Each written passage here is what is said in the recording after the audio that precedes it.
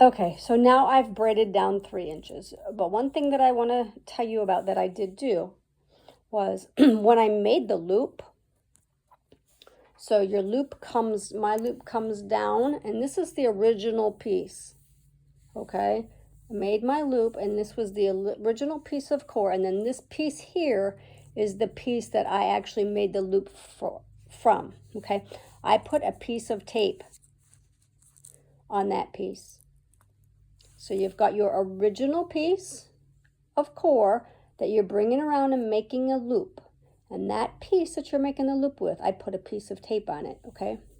Now I do this because once I've braided my 3 inches, I want to split my cores. So I got core over here with these 2 pieces of lace, and then I've got a piece of core over here. This core here with this tape on it, I want to braid around that, okay?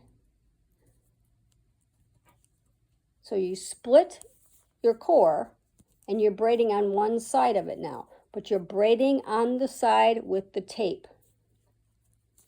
The reason that you do this is to lock in your core. If you do it this way, your core will never pull out. It will be very, very secure. You'll never, ever lose it, okay? So you want to just keep braiding now around the handle. See where the split is, this piece, and see how I'm braiding down this way? So braid all the way around the circle and bring it back up to here. When you get up to here, all you do is back braid. And once you get it back braided and you're satisfied, you can give it a little bit of a tug on this and cut it off. So you're just going to braid like this.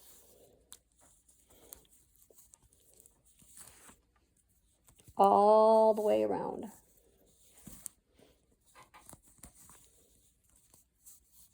Okay? Just like that, super simple.